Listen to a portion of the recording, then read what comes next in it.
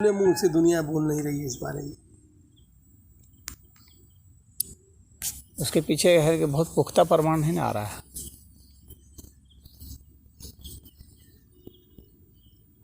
लेकिन उसने वो काम तो कर दिया अपना, और वो कई बार से कर रहा है। ऐसी बात नहीं है कि पहली बार भेजा है, इसके पहले भी और भी कई सारे वायरस आए थे उसी के यहाँ से आए थे।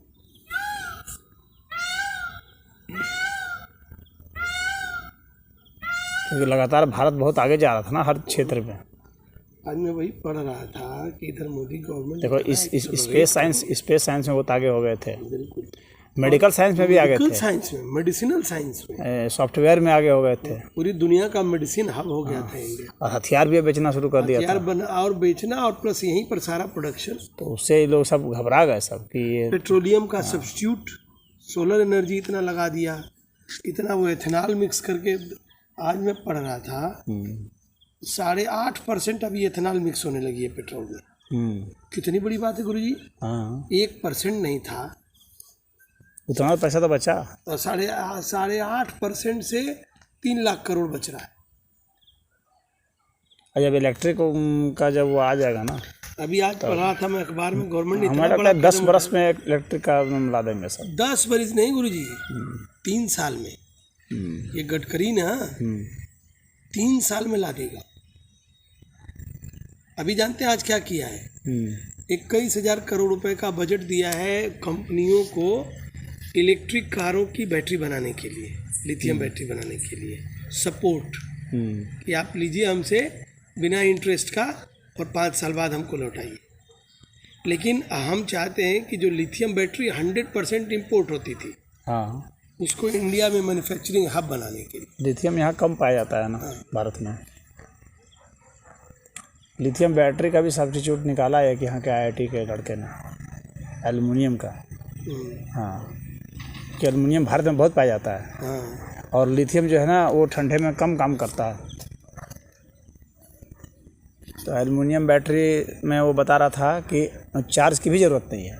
सबसे बड़ी बात यह है, लिथियम में तो चार्ज की ज़रूरत है। अच्छा। हाँ एल्युमिनियम बैटरी वो खोजा है तो बताया इसमें चार्ज की ज़रूरत नहीं है।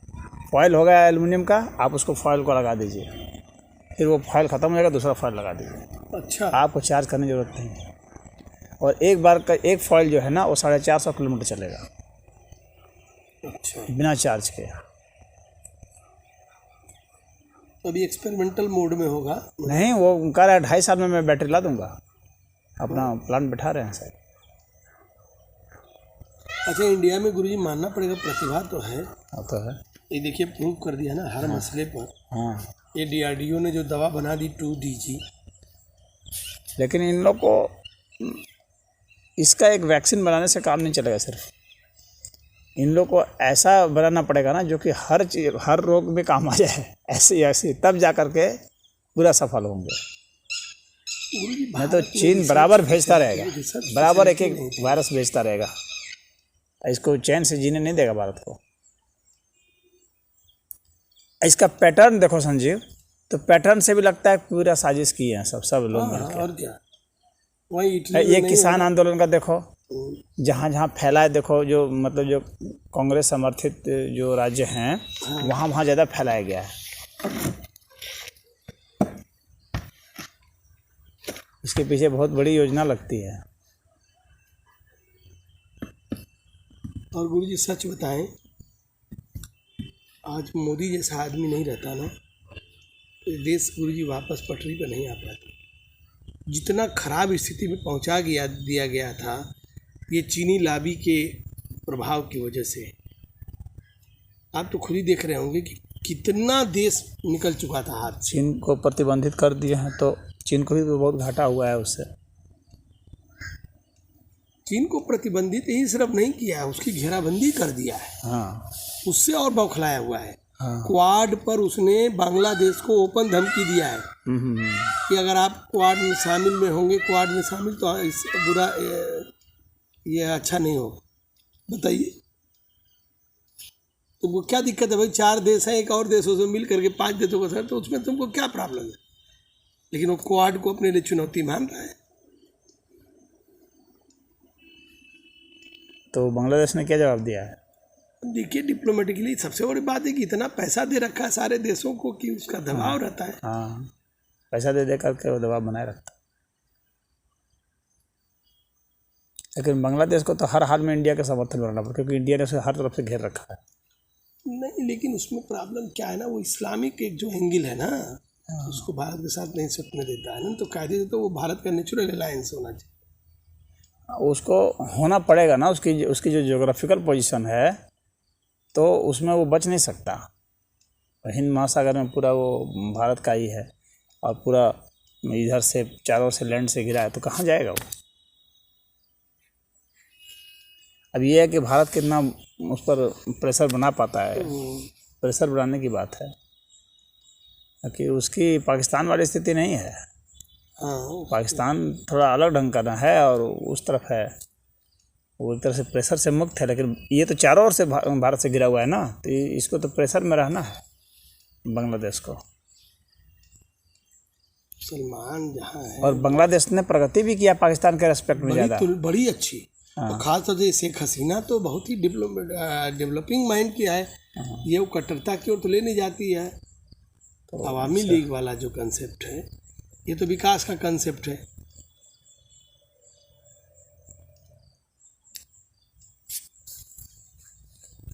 उसने बांग्लादेश को बहुत ही अच्छी पोजीशन में पहुंचा दिया है। वहाँ का काटन इस समय इतना बहुत एक्सपोर्ट का बहुत बड़े लेवल पे एक्सपोर्ट करने लगा है। कॉटन में तो पाकिस्तान भी था, लेकिन उसकी अब भद पिट रही है। जितना बंगाल की जूट मिलें भारत से ही तो ले जाता था कॉटन और फिर बनाता था। चटगांव वगैरह की जूट मिलें सब रिहेबिटेट करके, और इस समय काटन का बहुत बड़ा एक्सपोर्टर हो गया है बांग्लादेश। और उसकी वजह से उसको सबसे बड़ा फ़ायदा क्या हुआ कि गरीब जनता के बीच में उसके पास काम पहुंच गया। अच्छा, ट्रेडिशनली भी वो कॉटन का बहुत शुरू से ही हब रहा है, तो बहुत शुरू से प्रोडक्शन उधर हजारों साल पहले बंगाल भी है, लेकिन ये सबको नाचती है ये सब लेबर यूनियन के चक्कर में। हाँ, बंगाल में 200 जूट मिले थी।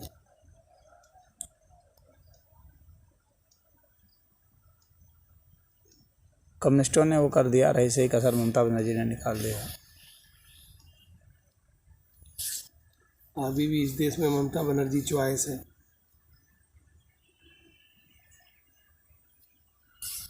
ये हमारे भांजे का फोन आया था सिलीगुड़ी से, सुशील का। कह रहा था मामा अस्पतालों में अस्पताल नाम की कोई चीज़ ही नहीं इधर। मतलब हम लोग Siliguri business financial capital of Bengal है इस समय। यहाँ हजारों बिजनेसमैन हैं जो अरबों में काम करते हैं। और यहाँ स्थिति ये है कि हमारे जैसे आदमी को भी अगर कुछ हो जाए तो उसको एक बेड नहीं मिलना है, एक ऑक्सीजन सिलेंडर नहीं मिलना है।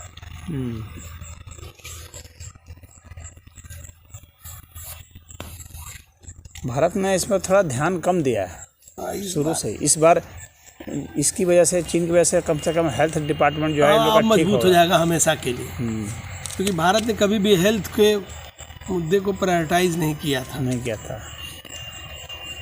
तो अब इन लोगों को करना पड़ेगा, जानना पड़ेगा कि इसको नहीं करेंगे तो फिर हम लोग की सब चीज़ बंद हो जाएगी। अब हेल्थ हमेशा बहुत कम, मुझे लगता है कि एजुकेशन से भी कम लगता है इसको वो देते थे बजट। हाँ, तो बजट कम देते थे। मतलब ये प्राइवेट वाले ही संभाले हुए थे। अच्छा, दूसरी बात इसमें करप्शन अथाह गुरुजी, अथाह। मतलब हम तो देखिए सब दवाई बेच देते हैं, सब चोरी, सब कुछ बेच देते हैं, सब कुछ बेच देते हैं। ऑक्सीजन भी बेच देंगे, कुछ भी जो भी होगा बेच देंगे। गाजीपुर में साल का 500 करोड़ का बजट होगा, एक टूटा एक्सरे मशीन के अलावा आपको कुछ नहीं उसमें मिलेगा।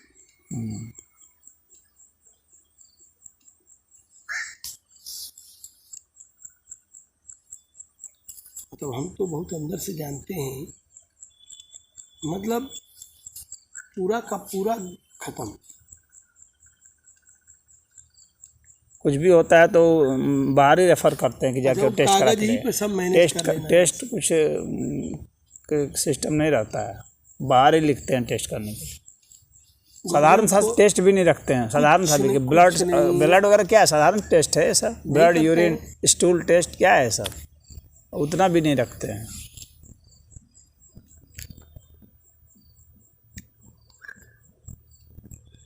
अब लेकिन उस पर वो जोर हो जाएगा, जहाँ जहाँ कमी है उसे उसको इस बार पूरा करना पड़ेगा इन लोग को।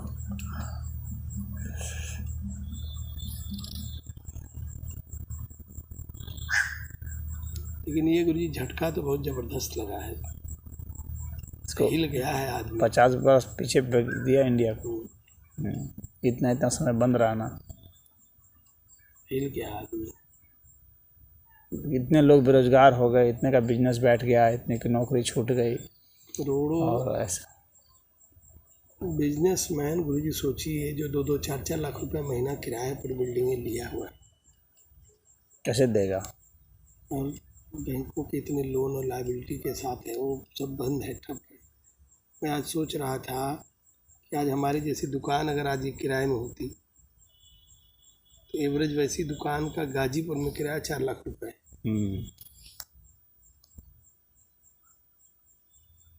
प्लस कर्मचारी, मतलब आदमी 10 लाख रुपए महीना टूटेगा पूंजी का। अब हम लोग मार्च से लेकर के और पूरा ये अब अगले एक तरीके से नवंबर तक तो गए, अगर नवंबर तक ठीक हो गया तो 1.5 साल, तो 1.5 साल अभी का तो मतलब शादी का सीजन है। यही तो कह रहे पीक टाइम था ये, हाँ, और दोनों मेन पीक सीजन चला गया। शादी का सीजन है, हालांकि शादी करने वाले तो कर ही रहे हैं ना ना, हाँ, कुछ लोग टाले होंगे। ज्यादातर घरों में तो मौत हो रही है ना जी। हाँ, ये तो यही तो दिक्कत है। हमारी जितनी शादियां पोस्टपोन हुई हैं सब मौत के कारण हुई। हर गांव में तो 10-15 आदमी तो मर ही जा रहे हैं। हाँ, कोई ऐसा गांव नहीं जहाँ 10 आदमी की मौत का नहीं समाचार।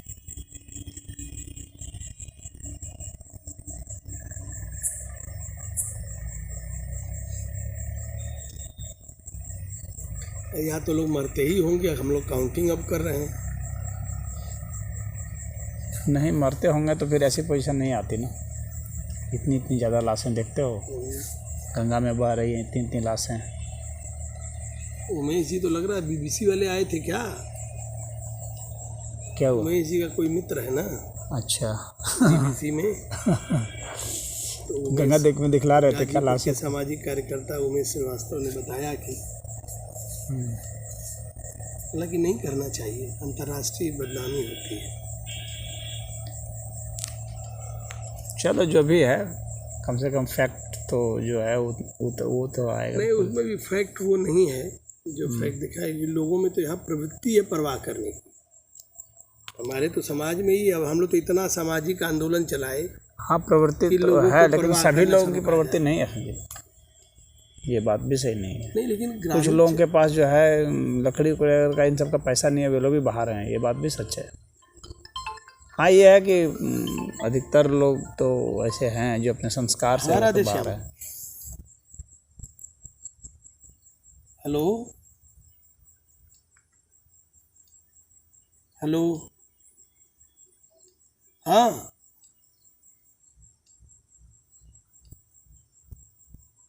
हेलो,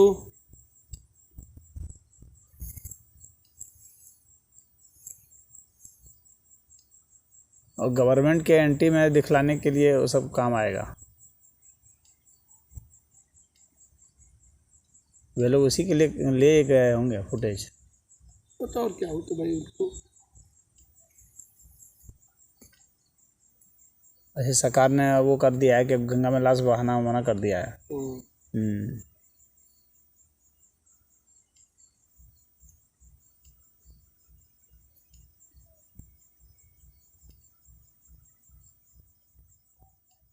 हाँ बोलिए राधेश्याम।